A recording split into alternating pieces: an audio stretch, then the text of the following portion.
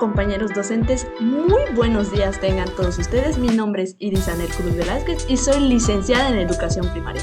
El día de hoy, mi equipo de trabajo, junto con una servidora, les compartiremos temáticas escolares que pertenecen a la asignatura de iniciación a la práctica docente y que son sumamente importantes para el desarrollo y funcionamiento de su práctica docente.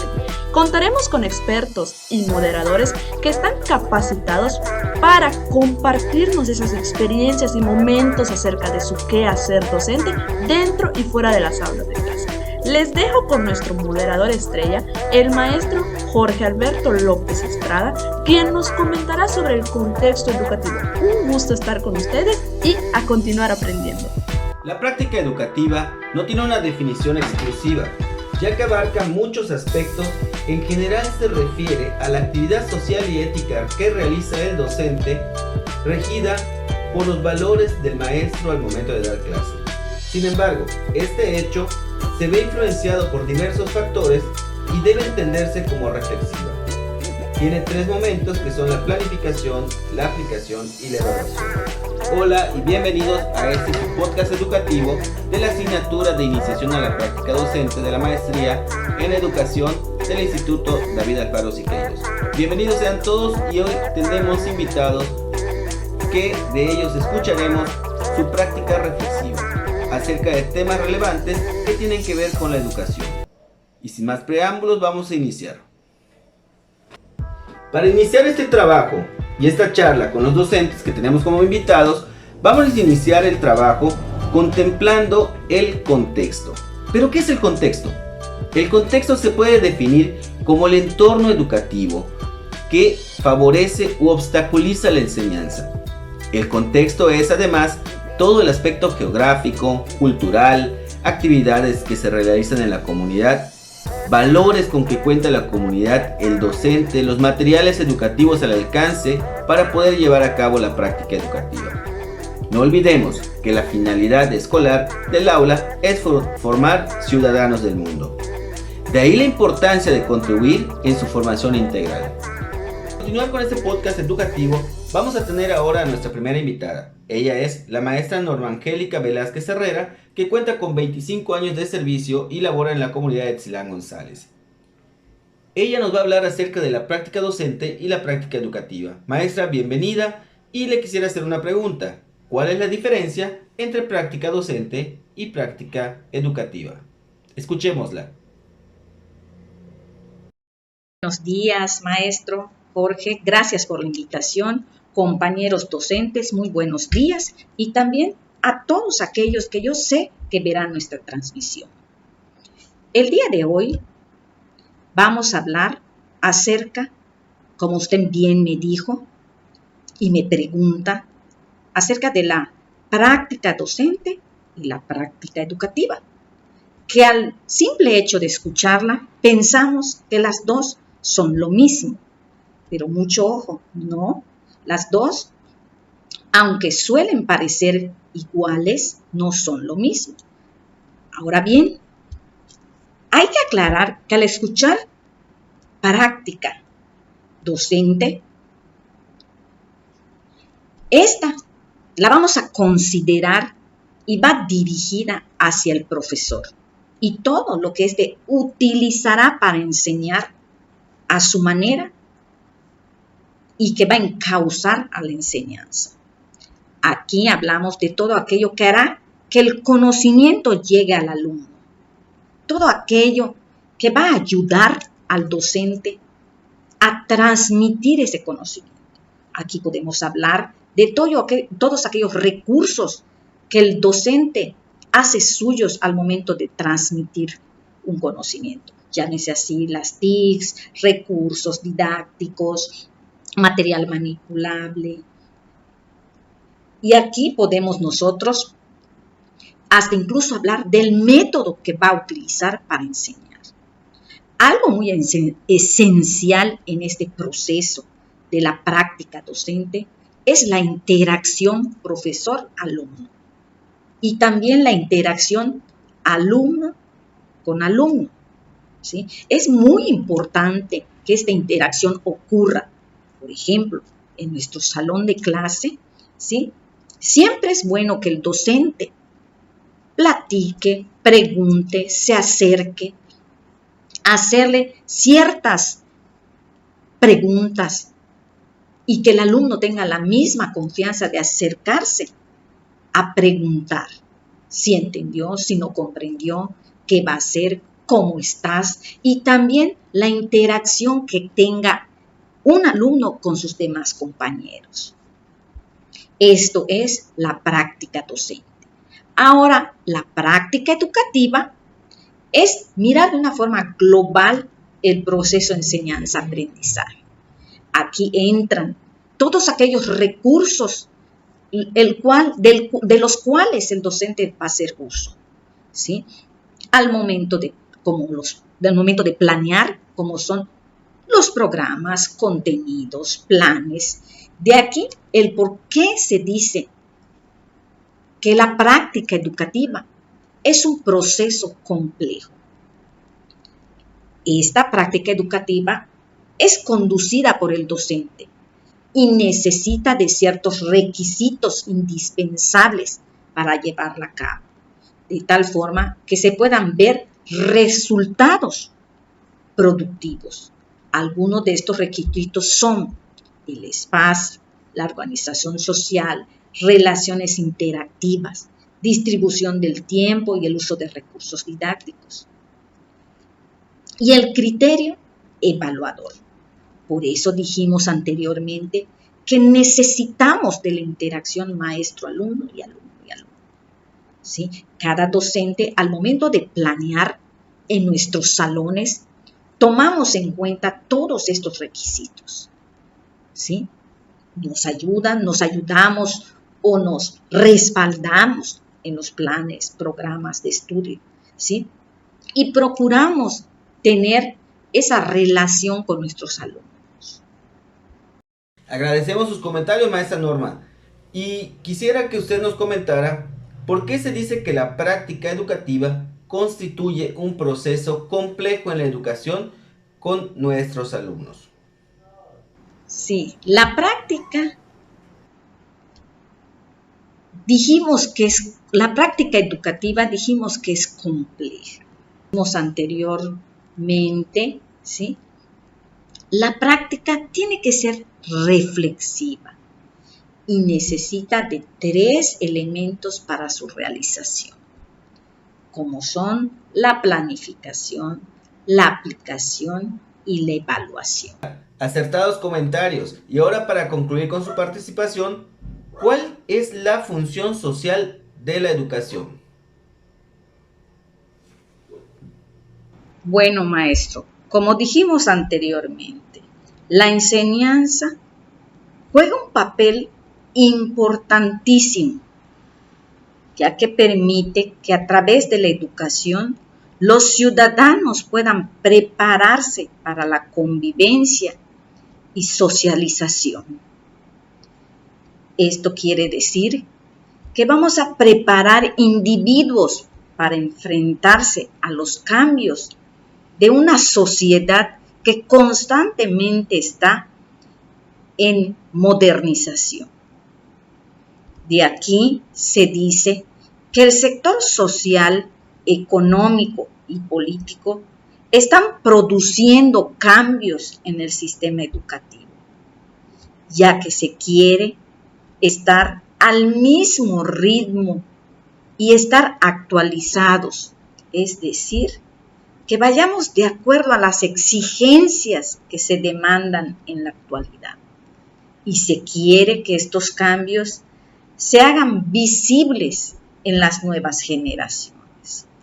Nosotros vemos actualmente en nuestros salones de clase, vemos a niños de primer grado que saben usar perfectamente un celular, una computadora.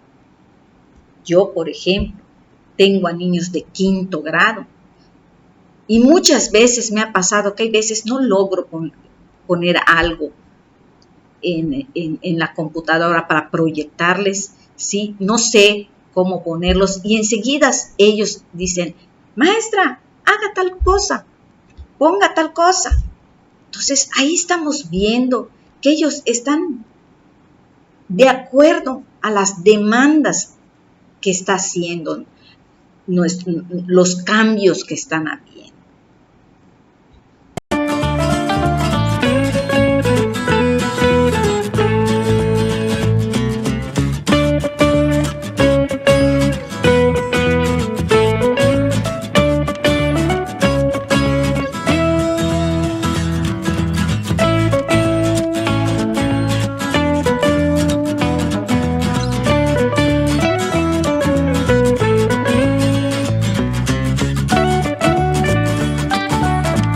Continuando con este podcast educativo de la Maestría en Educación del Instituto de Educación David Alfaro Siqueiros, continuaremos ahora con la maestra Iris Anel Cruz Velázquez. Ella tiene 6 meses de servicio y se encuentra en la Escuela Primaria Serapio Rendón de la ciudad de Junucumay, Yucatán. La maestra Iris le corresponde hablarnos acerca del tema de las competencias docentes.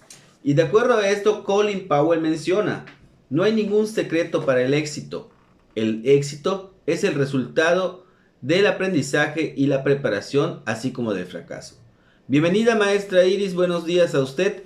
Vamos a continuar ahora con su tema, que son las competencias docentes. Muy buenos días, maestro. Bueno, pues antes que nada es un verdadero honor y privilegio estar compartiendo este pequeño espacio de charla y sobre todo de formación aquí con ustedes. Antes de comenzar, primero tenemos que definir qué es una competencia en el ámbito educativo y en cualquier otro ámbito en donde nos encontremos. Bueno, pues una competencia la podemos definir como el conjunto de habilidades que nos hacen sobresalir o resaltar entre las demás personas. Por ello, cuando dicen que eres demasiado competente o tienes demasiadas competencias como ser humano, como profesionista, como persona, es porque en realidad algo te define y estás haciendo algo bien en relación a un conjunto de actividades.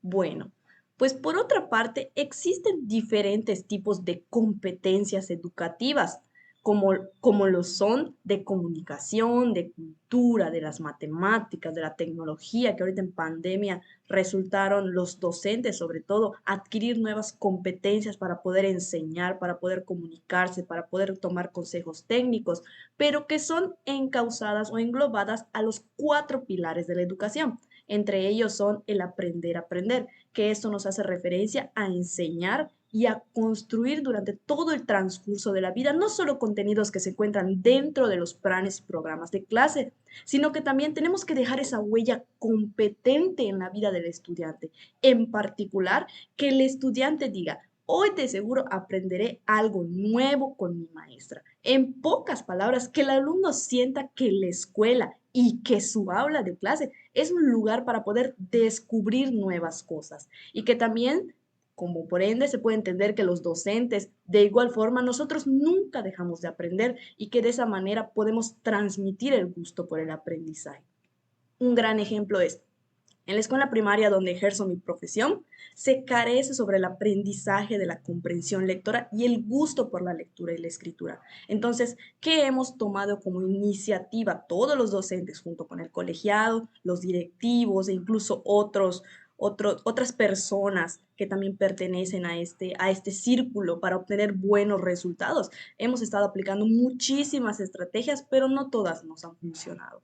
En este caso podemos decir que se identificó una problemática, pero si mis alumnos no ven el ejemplo que yo les voy a transmitir, en este caso el gusto por la lectura y escritura, como su docente, pues no vamos a poder llegar a ningún lado. Ahí se promueve el aprender a aprender. Si yo quiero transmitirles a mis alumnos el gusto por la lectura y escritura, ellos tienen que ver que estoy leyendo, ellos tienen que ver que me intereso también por la lectura, no que estoy todos los días con mi teléfono, que a la hora del descanso estoy conectado al internet, estoy viendo videos, sino que también el aprender a aprender es el dar el ejemplo al estudiante. Otro aprender es el hacer, que lo podemos definir principalmente como la autonomía de hacer algo y tener la iniciativa para poder hacerlo. En este caso, orientar al estudiante hacia su proceso de enseñanza y aprendizaje y que pueda aplicarlo para la vida diaria, como por ejemplo, si vamos a enseñar a nuestros estudiantes a desarrollar el cálculo mental, a promover el pensamiento lógico-matemático. Una de las estrategias que utilizamos y que siempre va a ser un éxito es el de la tiendita, en donde contextualizamos sobre situaciones, pero para ello también hay que conocer el contexto que rodea al estudiante, para que él se encuentre y le busque un sentido a las cosas para que las pueda hacer y así aprender de ellas. Otro aprender que podemos desarrollar en estas competencias es el aprender a conocer, que se basa en desarrollar la curiosidad y no dejar el gusto por querer hacerlo. De esa manera incentivando las competencias del estudiante y del docente a la vez. Si yo no sé cómo enseñar tal contenido, si es primera vez que me dejan primer grado, si es primera vez que tengo sexto grado y no busco cómo tocar otros temas que muchas veces son tan difíciles para nosotros, es en donde nos adentramos al círculo, en donde nos encontramos sobre lo que sé y lo que realmente debo de saber, que a su vez ponen en juego el desarrollo de la planeación didáctica, las fórmulas de evaluación, los instrumentos que vamos a aplicar, obviamente contextualizando y teniendo en cuenta los diferentes ritmos y estilos de aprendizaje de nuestros estudiantes.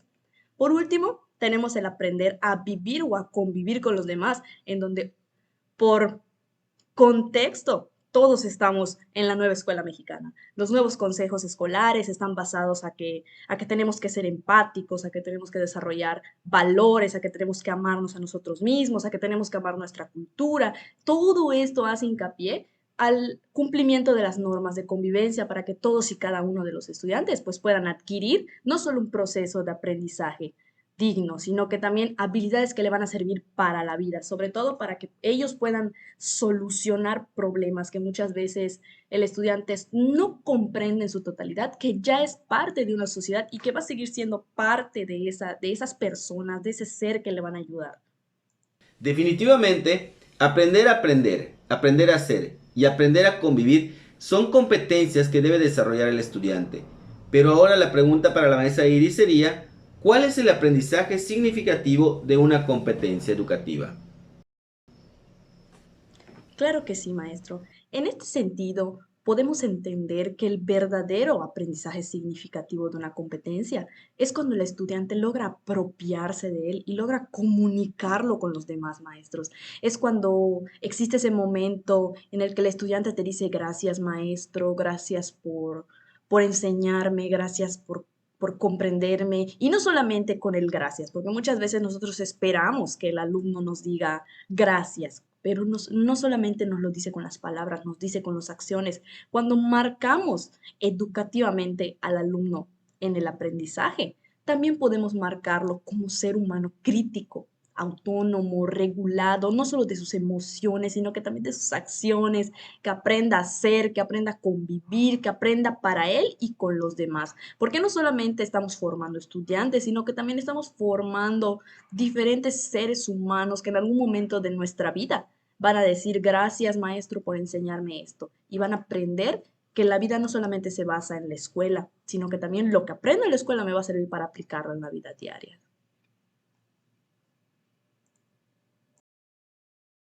Gracias, maestro. Fue un verdadero placer, un verdadero honor estar aquí con ustedes compartiendo este espacio donde aprendemos de todos, para todos y con todos. Gracias.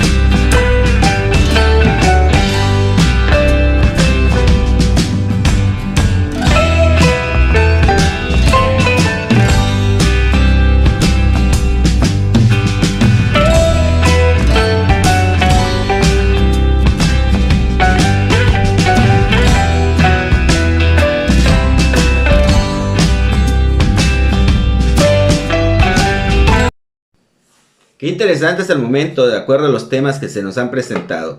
Ahora tendremos a continuación a otro invitado. Él es Juan Pablo López Estrada. Él es maestro de nuevo ingreso. Se encuentra ahora en una escuela primaria de la localidad de Temozón, Yucatán, en el 5º grado. Maestro Juan Pablo, bienvenido, muy buenos días. El tema que le corresponde a usted desarrollar, maestro, es: ¿qué es el ser docente? El ser docente es más que solo tener vocación por enseñar. Hoy hay que ser profesionales ante esta labor. El docente ha pasado un paisaje escolar sembrado de escuelas unitarias a principios de los años 60, cuando el 60% de los centros escolares eran escuelas unitarias, dirigidas, como sabemos, pues por un maestro, por una maestra, recordando al autor a Torres Bodet del plan de 11 años y su verdadera vocación de servir no solo a la escuela, sino a la comunidad que ya lo rodea. En estos años la vocación es la que empuja a los maestros a seguir adversidad enseñando, pero se debe apuntalar con la profesionalización. El docente se debe motivar a seguir aprendiendo, a investigando, no solo a seguir reglas, a buscar los medios y las formas adecuadas de transmitir conocimiento y de generar en los alumnos la motivación por aprender, ya sea dentro o fuera del aula, considerando el tiempo que se pasa en la misma y los alcances que los alumnos tienen a través de los medios digitales. En definitiva, maestro Juan Pablo, el ser docente hoy en día no es una labor sencilla ni fácil. Ahora, desde su perspectiva, ¿cuáles son las principales dificultades que tiene el docente respecto a los planes y programas y su labor profesional? La labor profesional se asume ante la responsabilidad de la enseñanza. A pesar de que la transmisión de conocimientos estructurados obedecen políticos que cambian cada sexenio, sin ver los frutos del trabajo realizado y que se hacen los planes del escritorio y alejados de la realidad y contextos escolares variados ante las propuestas de los incestes reformas educativas, especialmente desde la Ley General de Educación desde los años 70 y hoy en día con las modificaciones de un plan educativo 2022 que no ha iniciado y del cual hay total desconocimiento. Han exigido del profesorado adaptaciones continuas para cumplir con los principios o para adaptarlos al contexto.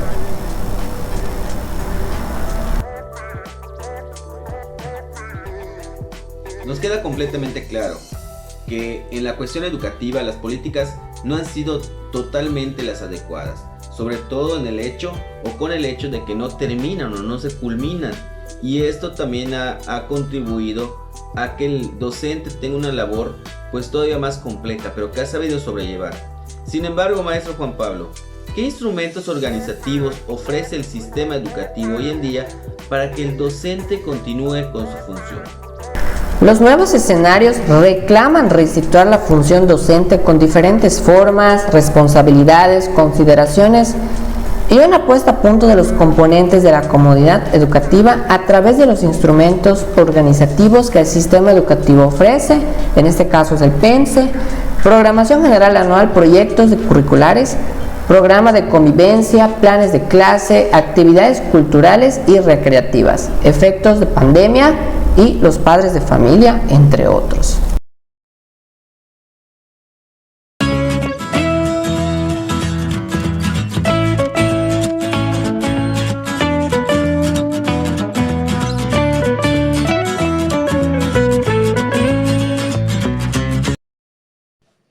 Pues bien, ya hemos conocido cuáles son los puntos de vista de 3 de nuestros panelistas que han tenido la oportunidad de participar en esta charla entre docentes, y ahora le toca el turno. Vamos a tener otra invitada más. Ella es nuestra cuarta invitada, la maestra Ingrid Rosalba Chocón Mac.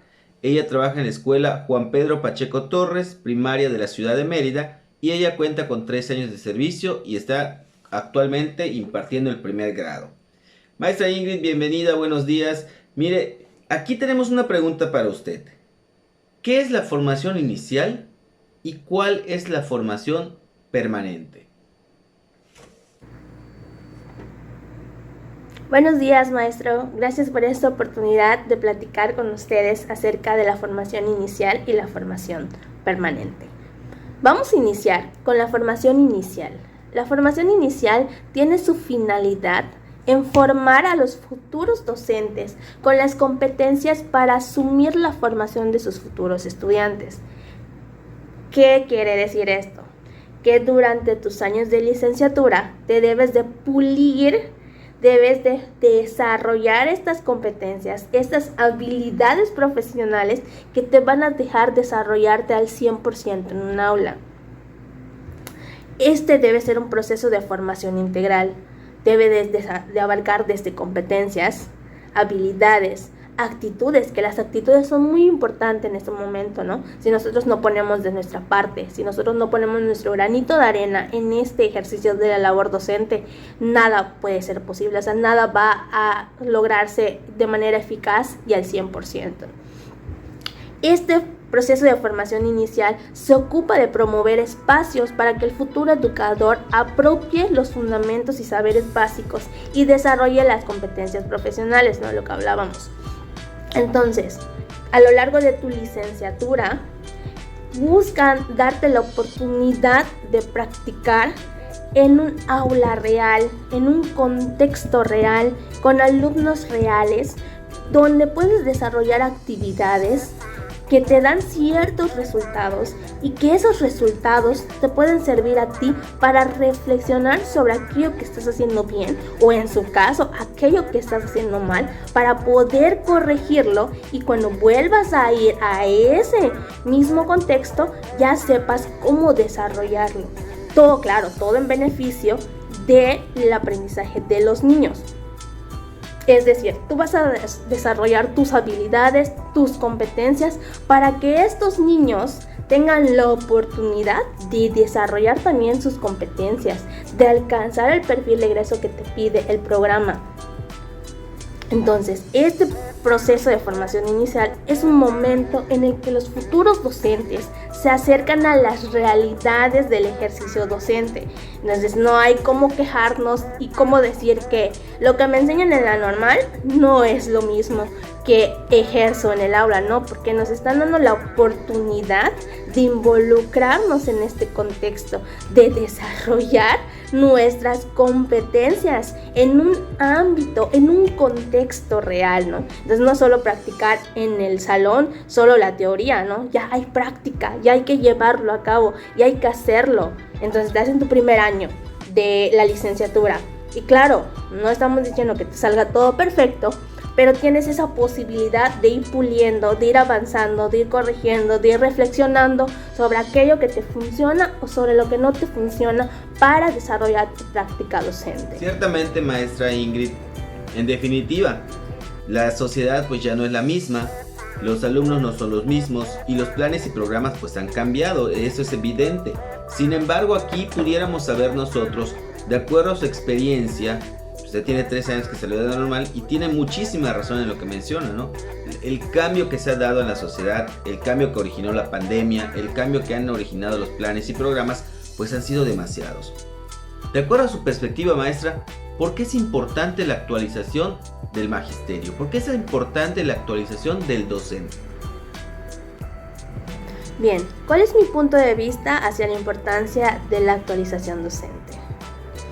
Hoy en día la educación ha tenido un montón de transformaciones, un montón de cambios a su currícula, un montón de cambios a su programa y a su plan de estudios, y esto lo que hace es demandar nuevas competencias a los alumnos. Entonces, así como le demandan nuevas competencias a los alumnos, también le demandan nuevas competencias a los docentes, porque al final ellos son el puente en el proceso de enseñanza y aprendizaje, y si el docente no tiene habilidades, no tiene competencias para hacer este puente, para hacer este anclaje en el proceso de enseñanza y aprendizaje, pues no va a cumplir su fin, que es enseñar al alumno, guiar al alumno hacia la adquisición de nuevos aprendizajes para que se pueda desarrollar en una sociedad.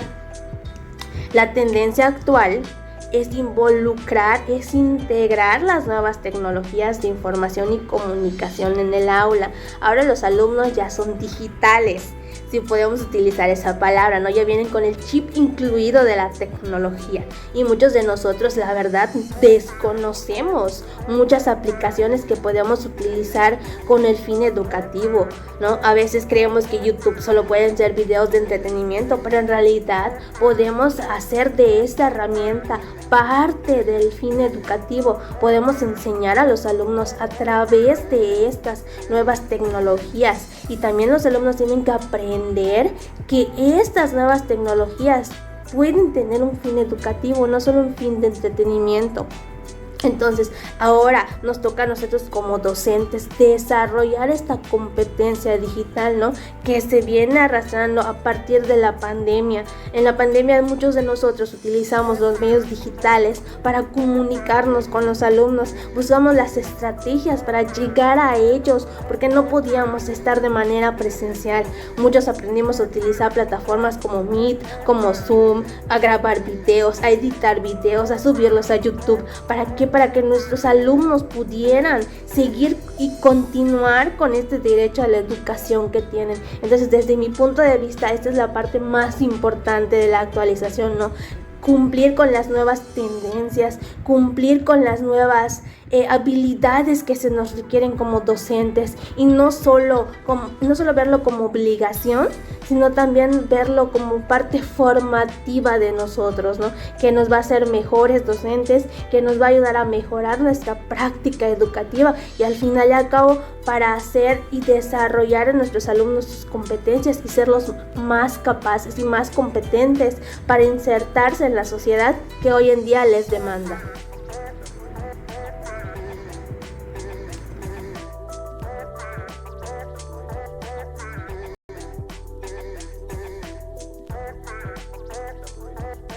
Respecto al tema de plan docente para la formación de nuevos profesores, podemos decir que la formación de los docentes de educación básica debe responder a la transformación social, cultural, científica y tecnológica que se vive hoy en día, ¿no? En nuestro contexto actual, ¿qué tan tecnológicos son nuestros alumnos?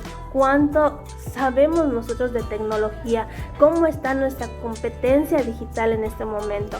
Yo recuerdo que en mi caso, durante la pandemia, pues desconocía prácticamente esto de los programas de educación asincrónica, ¿no? A través de Meet, a través de Zoom. Entonces lo que tuve que hacer es aprender a utilizar estas herramientas para trabajarlas con mis alumnos, ¿no? Guiar a mis alumnos para poder tener las sesiones en este tipo de plataformas. Porque si yo desconozco del uso de estas plataformas y de las funciones que tiene sobre todo, pues en el momento en el que me conecte con mis alumnos va a ser un caos, ¿no? O sea, mis alumnos van a estar perdidos, yo también voy a estar perdida y no va a ser nada de provecho esa sesión en ese momento, ¿no? Entonces creo que es un punto muy importante que las escuelas normales o las escuelas que imparten ese tipo de licenciatura o en general, ¿no? La Secretaría de Educación que está a cargo, ¿no? De los planes de estudio de las escuelas, pues piense en este tipo de modificaciones que tenemos actualmente y de ahí se base para cubrir las necesidades de los futuros docentes.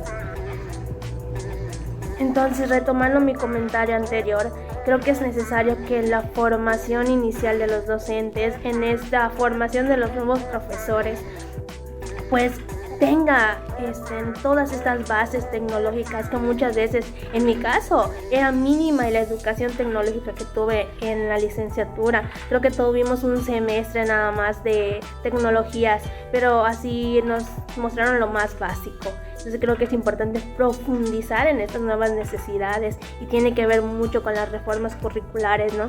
Entonces ahí tendría que el sistema educativo, el sistema de educación a nivel licenciatura para nuevos profesores en educación primaria, pues modificar un poquito estas asignaturas o estos contenidos que ven, ¿no? Así como nosotros con los niños exigimos que los contenidos estén contextualizados a su realidad, yo creo que los maestros de futuros docentes son los que tienen que estar pendientes y son los que tienen que exigir cuáles sean las competencias que necesita un nuevo docente en este siglo. Entonces, demanda.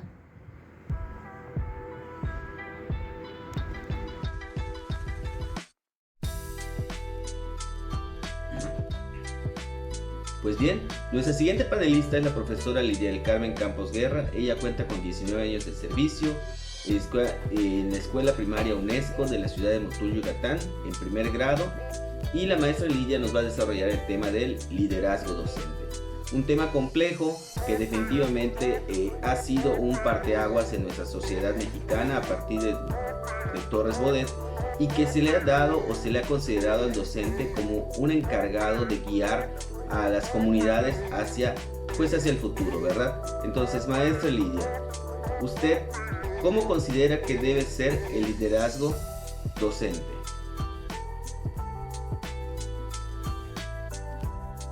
Buenos días a todos, es un gusto estar con ustedes participando en esta charla de la maestría en educación de la Escuela Xavier Faro Siqueiros.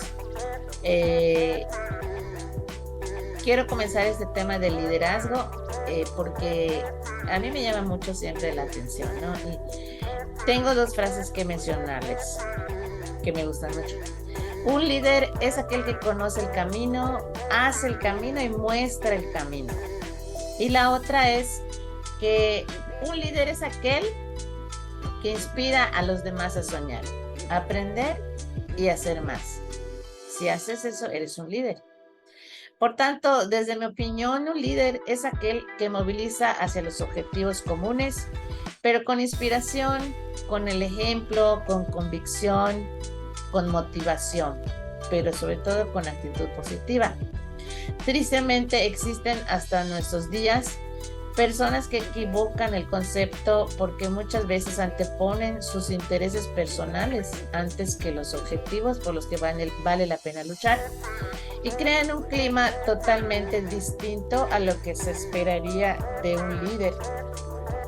Como consecuencia, pues ocasionan caos y un clima tenso en el ambiente de trabajo, ya sea con tus colegas o en tu grupo, si eres docente, ¿no? de grupo.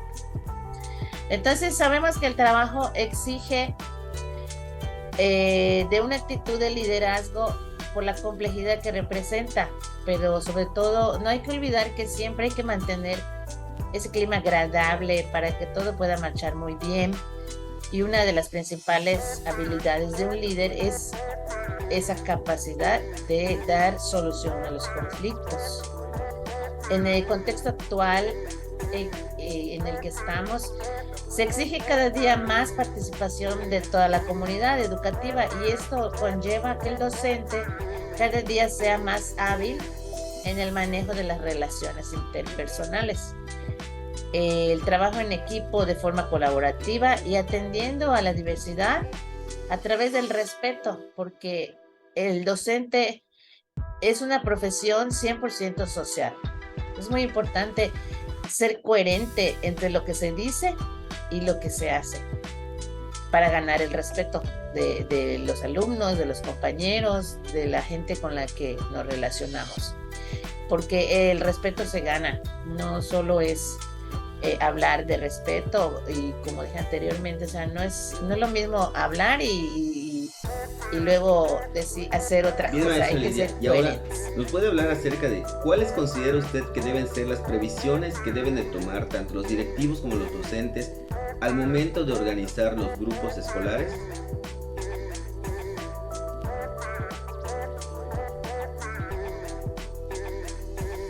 Creo que es muy importante identificar las fortalezas y debilidades de los grupos. Hay que tener claridad en los objetivos que se pretenden lograr, porque ese es el pilar que mueve todo y que se debe proyectar y comunicar de manera clara, sencilla, lo que se pretende lograr.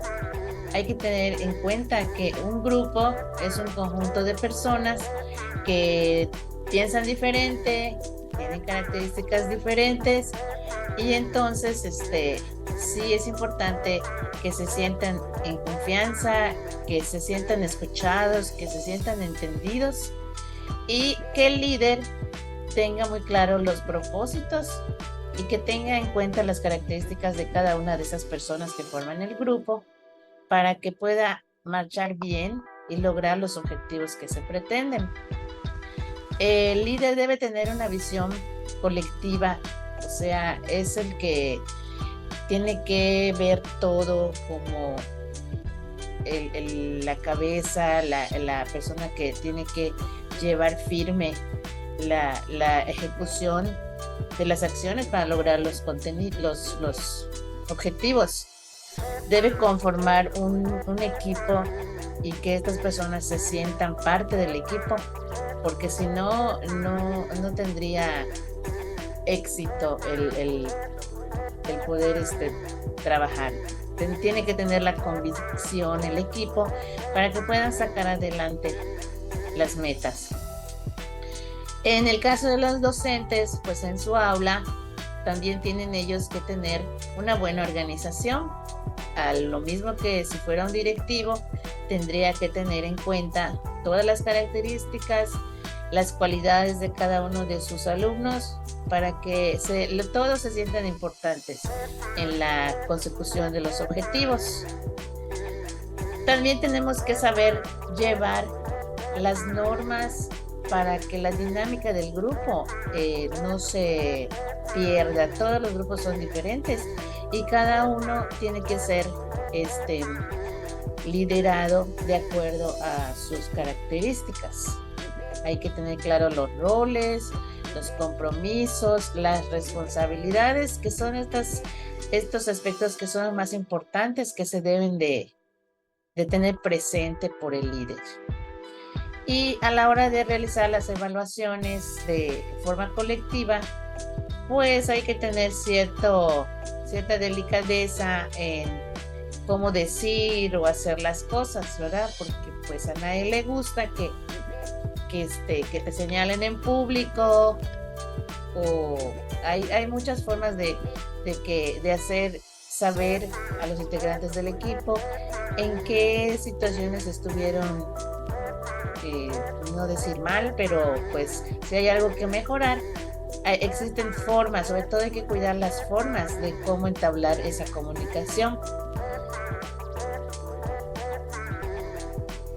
Y ahora que estamos hablando de este tema de liderazgo, hay una de las frases de John Quincy Adams que dice lo siguiente: si tus acciones inspiran a otros a soñar más, hacer más, aprender más y convertirse en algo más, entonces eres un líder.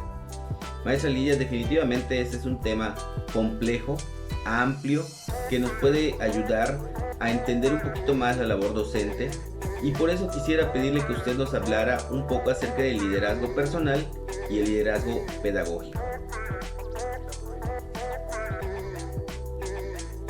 Sí, claro que sí, puedo hablar de lo que es el liderazgo personal y el pedagógico. Van unidos, o sea, son dos cosas que están relacionadas, porque la capacidad de liderazgo sobre los demás, sobre nuestros alumnos, sobre nuestros compañeros, profesores, incluso sobre nuestras familias y amigos en la sociedad que nos rodea, es el resultado de un liderazgo personal y social. O sea, eso lo podemos mantener, o sea, lo podemos demostrar como, por ejemplo, en tu casa cuando hay cierta actividad social. O sea, los docentes somos aquellas personas que somos los primeros en dirigir, ¿no? Que tú vas a hacer esto, tú vas a hacer lo otro, porque es parte de nuestra formación, y personal también tiene que ver con las actitudes, cómo tú manejas los conflictos ante tus compañeros, cómo tomas las cosas, cómo dices las cosas.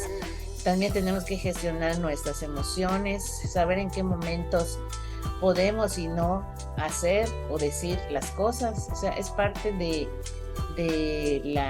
liderazgo personal. Y en el pedagógico, todas esas características personales que tenemos las vamos a tener que aplicar también como si fueran nuestros familiares, como si fueran nuestros amigos. O sea, son distintos grupos a los que nosotros estamos involucrados con nuestros alumnos, y entonces allá es donde existe una pequeña diferencia, porque en una de las situaciones es por trabajo, y en la otra pues ya lo que tenemos en el trabajo lo llevamos y lo aplicamos en nuestras casas.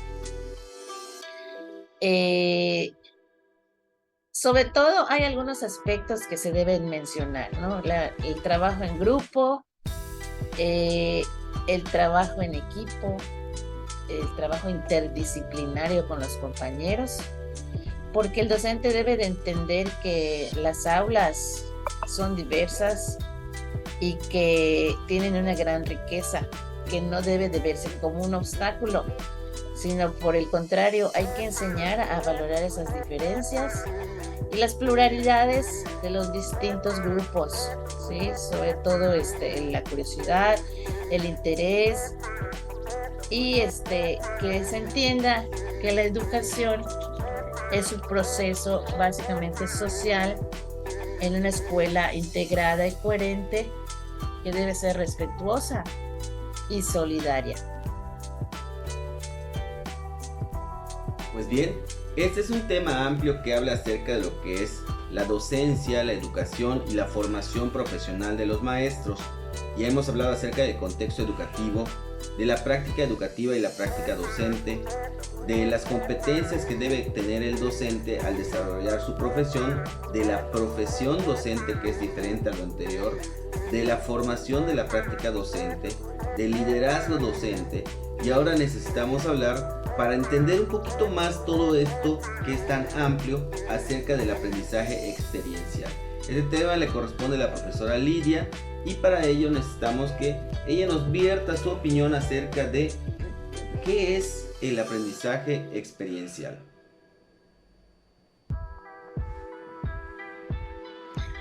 Buenos días nuevamente, aquí otra vez con ustedes, ahora hablando sobre el aprendizaje experiencial.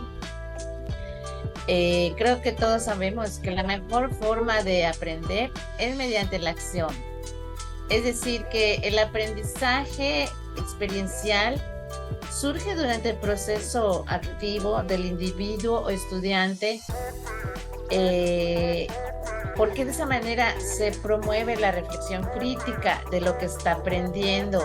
Es un aprendizaje que se da a través de la acción, reflexión. Es muy importante todo lo que debemos aprender, pero qué mejor si lo hacemos desde la experimentación. De esta manera, sea cual sea el área de conocimiento, pues es más fácil retener la información y dotar de utilidad aquello que hemos aprendido. Es tarea del maestro poder crear aquellas situaciones didácticas que permitan al alumno estar siempre activo. Esto no significa que porque los alumnos van a experimentar, se caiga en la improvisación. Todo tiene que estar muy bien planeado y esto implica mucho trabajo previo por parte del profesor. Desde la acción es mucho más fácil aprender, pero también nos queda claro que, como usted mencionó, que la planeación en la acción que debemos llevar a cabo con nuestros alumnos es muy importante. Ahora, maestra, ¿dónde surge este aprendizaje experiencial? ¿De dónde parte? ¿De dónde sale? ¿Y cómo es que se ha llevado a cabo en nuestras escuelas? Sí, el aprendizaje experiencial se basa en los postulados filosóficos de John Dewey, elaborados entre los años de 1920 y 1950. John Dewey suponía que las personas aprenden experiencialmente, pero que algunas experiencias podrían ser educativas y otras no. Más recientemente, David Kolb, en 1984, y la Universidad Simon Fraser, definen este aprendizaje experiencial como la participación estratégica y activa de los estudiantes en contextos en los que aprenden haciendo y reflexionando sobre esas mismas actividades, lo que los faculta para aplicar sus conocimientos teóricos a los proyectos prácticos en una multitud de situaciones dentro y fuera del aula. Y quiero comentar a colación que existe diversidad de modelos que tienen como objetivo integrar el aprendizaje al mundo real. Algunos de estos pueden ser laboratorios, talleres, pasantías, aprendizajes basados en la resolución de problemas, aprendizajes de casos, aprendizajes basados en proyectos, en indagación y también en aprendizajes cooperativos. Pero sobre todo quiero mencionar algo muy importante, que algunas de las principales formas en las que se puede diseñar y distribuir el aprendizaje experiencial en la actualidad es particularmente en lo relativo al uso de la tecnología. Esto ayuda a desarrollar el conocimiento y las competencias necesarias que la era digital necesita. Entonces, el modelo de aprendizaje experiencial de Kolb sugiere 4 etapas en este proceso. La experimentación activa, la experiencia concreta, la observación reflexiva y la conceptualización abstracta. Los ciclos del aprendizaje experiencial ponen una serie interactiva de fases que favorecen el proceso de aprendizaje, dependiendo del modelo, claro. ¿Sí? Entonces es posible considerar ciclos de una fase en donde la experiencia únicamente es lo que se necesita para poder aprender. Y como ese hay un modelo de hasta de llegar a las 6 fases. Les voy a ir explicando rápidamente cada modelo para que más o menos tengan una idea. El modelo de una fase es la que se presume que con la experiencia es suficiente. El facilitador será el que tenga que elegir las actividades y las secuencias de tal forma que permitan que las experiencias sean suficientes para provocar determinados aprendizajes. En el modelo de 2 fases, ya aparte de la experiencia, se incluye periodos de reflexión en donde se tiene que analizar la experiencia. En el modelo de 3 fases hay dos variantes, ¿no? La experiencia, la reflexión y la planificación. Y en el segundo tenemos la experiencia, la observación y la evaluación. O sea, cada uno de estas de 3 fases varía. En la primera es planificación y en la segunda es evaluación. Son algunos aspectos que se tienen que integrar. En el modelo de 4 fases, que es el de Kolb y que es el más difundido de todos, se conoce como el ciclo de aprendizaje experiencial.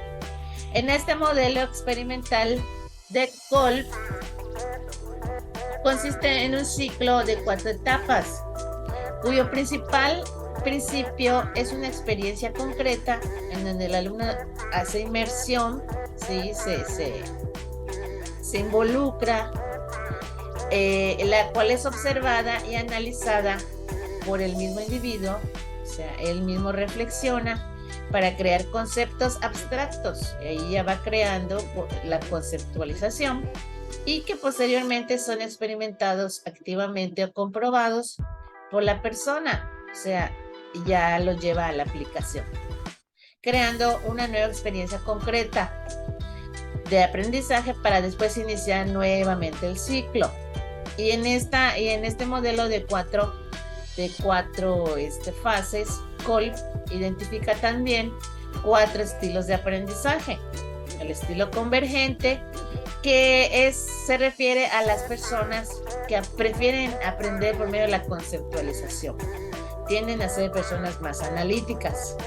El estilo divergente, que es el segundo, se caracteriza por la reflexión e inmersión en el aprendizaje y hace alusión a personas con gran creatividad que buscan dar solución a problemas de diversas maneras. El estilo asimilador, en este estilo la persona es aquella que le gusta sintetizar bien las ideas. Son personas que disfrutan de la teoría, la investigación, ¿sí? Porque es su forma de aprender. Y en el estilo acomodador tenemos a personas que buscan ser prácticas. Son personas que asumen riesgos, o sea, y las consecuencias de esos riesgos. No se quedan nada más con la conceptualización o con la investigación, sino que ponen en práctica todo aquello que quieren experimentar. Entonces son los 4 estilos de aprendizaje según Kolb. Tenemos también un modelo de 5 fases que ya no pertenece a Kolb, pero que tiene, por ejemplo, entre sus fases la anticipación, la inmersión, el encuentro, la confirmación y la revisión. Y en el modelo de 6 fases tenemos a la experiencia, el inducir, generalizar, deducir, aplicar y evaluar. Son algunas de las características. Como una última pregunta, maestra Lidia, acerca del aprendizaje experiencial que hemos estado escuchando, y ya escuchamos ahora de dónde parte, de dónde surge. Ahora, ¿nos podría ampliar la información acerca de cuáles son los beneficios que aporta el aprendizaje experiencial en el aula? La educación experiencial permite un espacio de crecimiento personal a partir del conocimiento de sí mismo, ya que se encuentra inmerso en los procesos de la toma de conciencia desde la reflexión constante. Es un método que permite una interacción permanente entre la acción y la reflexión, lo cual favorece la posibilidad de generar cambios positivos de un punto de vista tanto individual como colectivo. Otro beneficio que tiene es que mejora la estructura cognitiva del estudiante. Ayuda a modificar las actitudes, valores, percepciones y patrones de conducta de los alumnos. También permite las posibilidades de construir conocimientos valorando la sabiduría propia y la de los demás. Ayuda a que las personas estén en un mismo nivel y que haya equidad. En el contexto de grupo, permite un enriquecimiento acelerado del aprendizaje. Permite también aprender a partir de la experiencia vivida y la reflexión, más que de la teoría o de la acumulación de información, lo cual hace que el aprendizaje sea sencillo. Se trabaja simultáneamente lo personal, lo interpersonal y el trabajo en equipo. A nivel personal, facilita el incremento del liderazgo, el compromiso, la toma de decisiones y riesgos y la adquisición de una mayor confianza y autoestima. A nivel interpersonal, facilita el proceso de integración para que pueda haber un mejoramiento en el trabajo en equipo, creando un ambiente sano y productivo. Entonces, es muy importante que como docentes pongamos en práctica este aprendizaje experiencial y que acerquemos a nuestros alumnos a situaciones reales para que ellos puedan llevar cada una de estas fases de estos procesos que se acaban de mencionar y los beneficios que pueden tener, ¿no? Es muy importante que aprendan haciendo, sobre todo esa es la parte más importante de lo que es el aprendizaje experiencial, es que el alumno siempre esté activo para que pueda ir aprendiendo según sus procesos y según su estilo de aprendizaje.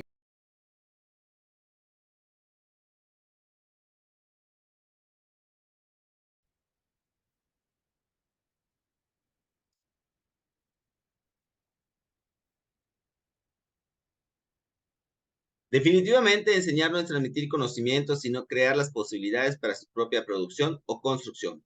Este es un mensaje que nos da Paulo Freire acerca de lo que es la educación. Y para concluir este podcast educativo de la maestría en educación de la Escuela David Alfaro Siqueiros, tenemos a todos nuestros invitados que de alguna forma fueron participantes y dieron su experiencia a través de los temas que esta tarde, o esta mañana más bien, se dieron a conocer. Para ello vamos a invitar nuevamente a estas personas, a estos maestros de diferentes contextos, que cada uno nos brinde su experiencia acerca de la conclusión que tenemos acerca del tema o de la experiencia que tuvieron con respecto a la grabación de este podcast. Maestra Norma Velázquez Herrera, adelante. Buenos días. Buenos días a todos.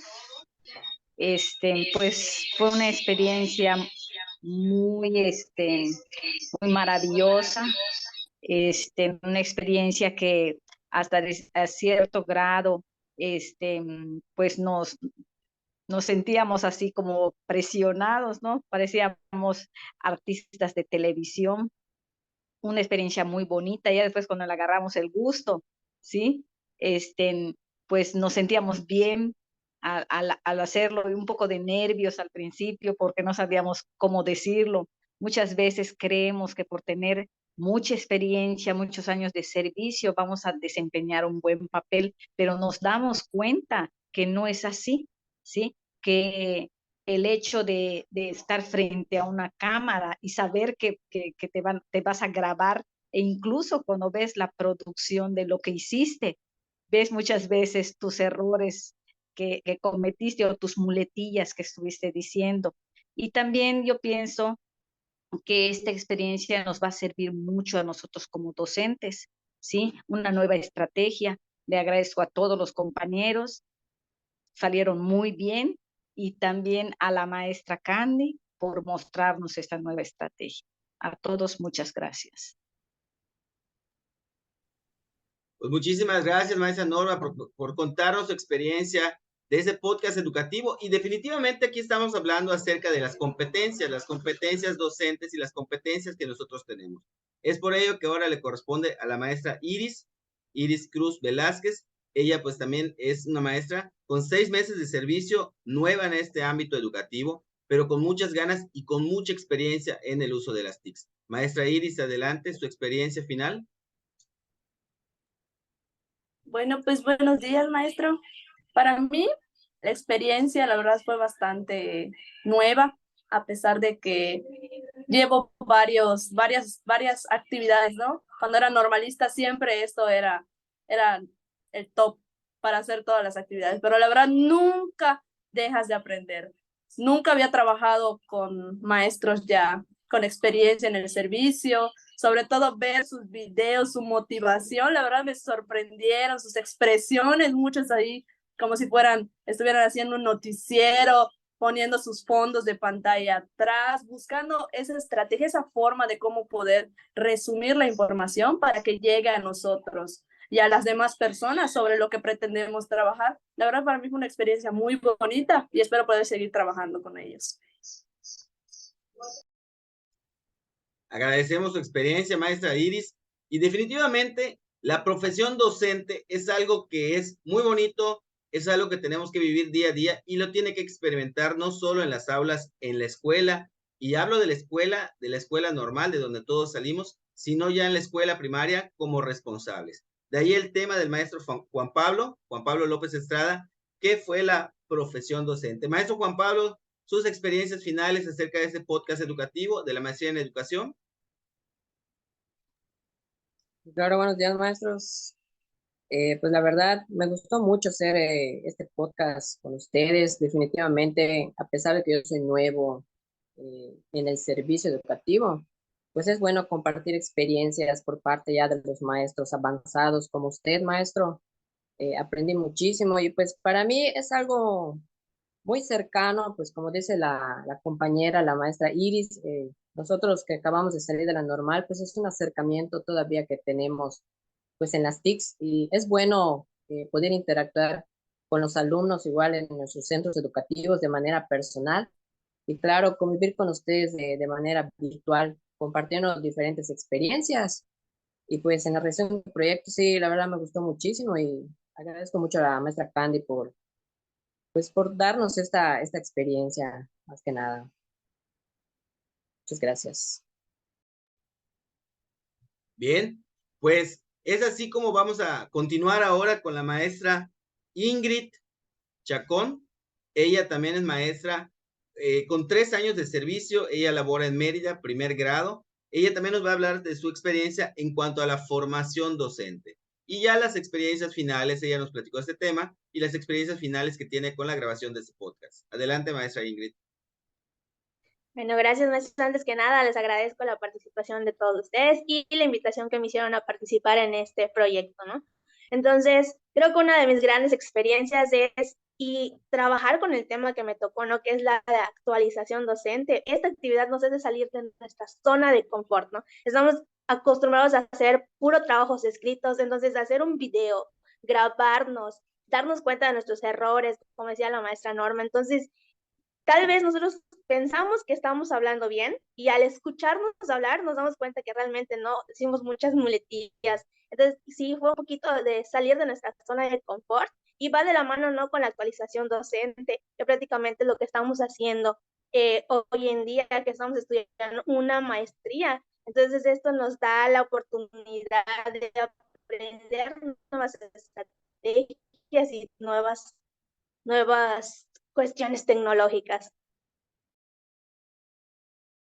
Muchas gracias. Y definitivamente aquí también cabe resaltar que es muy importante reconocer el aprendizaje experiencial, este que nos da los años de servicio frente a grupo, las experiencias que se han vivido y que también nos llevan a ser los docentes que hoy somos, así como el liderazgo que se caracteriza por en un docente ante la comunidad, ante su escuela, y si fuera un directivo, pues ante sus maestros, ¿verdad? O ante en general, ante la escuela, ya como un contexto, como viene siendo parte de una comunidad. Y es ahí donde le pedimos a la maestra Lidia Campos Guerra, ella es docente de Motul con 20 años de servicio, que nos dé sus experiencias finales acerca de la experiencia, el aprendizaje experiencial y el liderazgo docente. Adelante, maestra Lidia. Muy buenos días.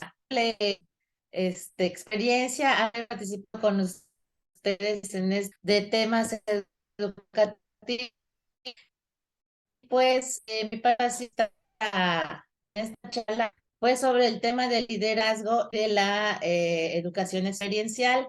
¿Qué puedo decirles al respecto? Pues que el liderazgo docente es una habilidad muy importante que desempeña una función decisiva en la mejora de los resultados escolares, al influir en las motivaciones y en las capacidades de los maestros, así como en el entorno y en los ambientes escolares en los que estamos inmersos en esta labor que llevamos a cabo día a día.